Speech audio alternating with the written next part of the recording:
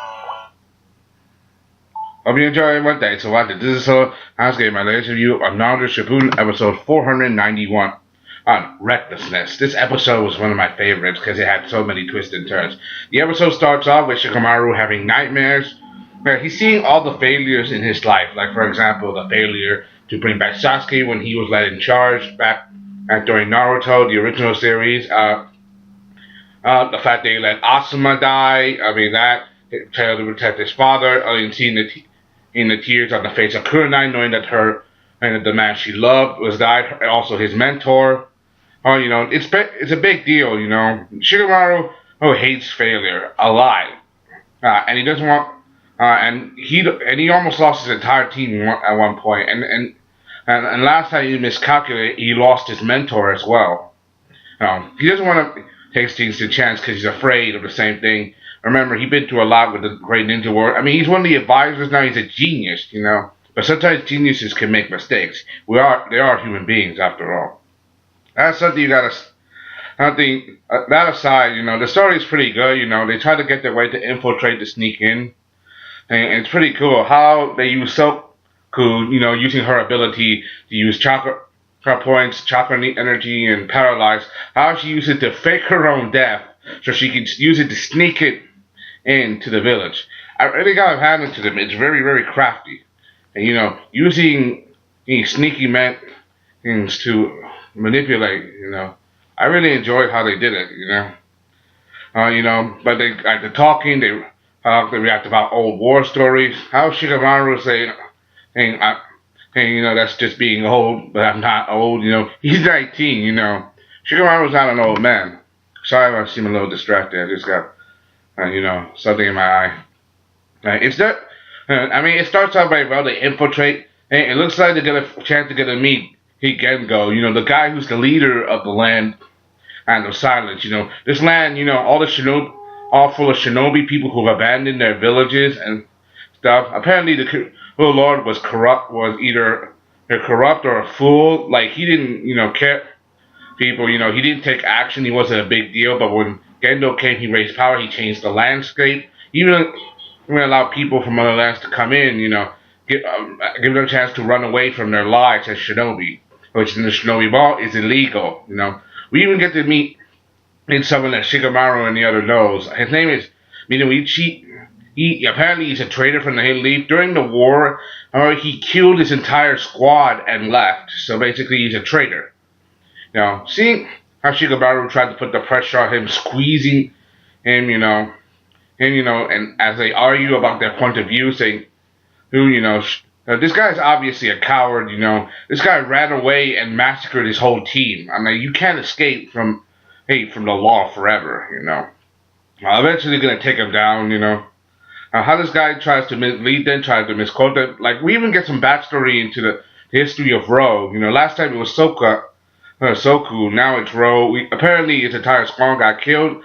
And also he used his chakra ability to manipulate chakra to fake his own death so he can, hide his presence, make it look like he did. He hid under the corpses of his dead friends to protect himself, That's a pretty big deal when you think about it, I think he's suffering from survivor's guilt, it's the same thing. He killed all his people.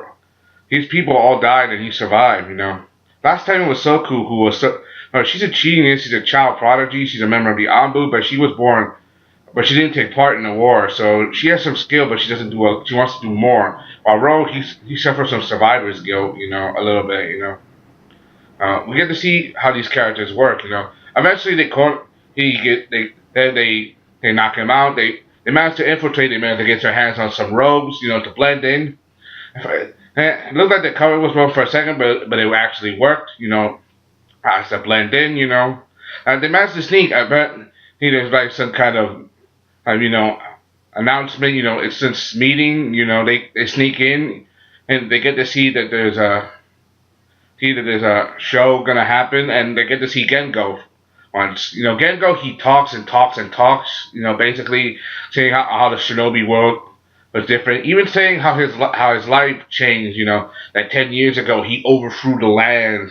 This guy's obviously some kind of cult leader, trying to hurt manipulate them into a bet, changing their way of thinking to his way of thinking.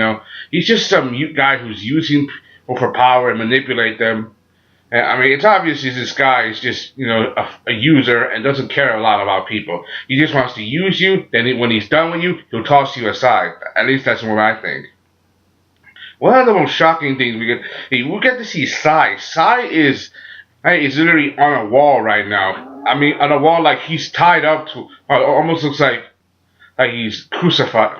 Like pinned to, like crucified, like he's there. Like it's like it's gonna use him as like this ritual sacrifice, like sending a message at first, to all shinobi, like that they're not something to be messed with, but I'm sure Shikamaru, he uses this to their advantage. He plants traps all over the building. Paper bombs, him and Ro. They use it to cause a distraction. And while Gengo makes his speech, they plant papers and bombs everywhere. And just in the speech, they set off the bombs. They use this. Actually, they try to go for Sai. However, Gengo saw this coming, and out of nowhere, as Shikamaru's trying to rescue him, Sai attacks him. I'm like, how the hell did this happen? I mean, I have no idea. I think that somehow Genko must have somehow brainwashed Sai. It makes sense why he has so many followers. It's probably some kind of weird jutsu or genjutsu that manipulates the brain, and allowing them to manipulate things to their advantage and make people see from that point of view. If you guys think the same, just let me know, because I think that's what it is, because you get to see Sai's eyes, and they're like blue flames. That's why I mentioned blue flames. Like, we get to see them in his eyes. I mean, the eyes are the windows to the soul. You can see a lot with the eyes and understand how they see things, Shikamaru, he's even suffering from the effects. And the more Gengo talks, the more he feels the effects. Like, there's something wrong with him. Like, there's something wrong with me. Even his whole team is captured. I'm like, how did this happen? I'm like, we all know that Shikamaru was probably made vulnerable because of his way of thinking. He was working too hard. But now, as a result of him working too hard and his, recklessness, he got taken advantage of, and he lost his edge, and now he's being taken over by Gengo, and he's going to be a part of his crew now, or made prisoner. I don't know what's going to happen to Shikamaru. He'll make it out, but it's not going to be easy for him, especially now his whole team is captured and his cover is blown. Anyway, that's all I gotta say. Hope you enjoyed this one.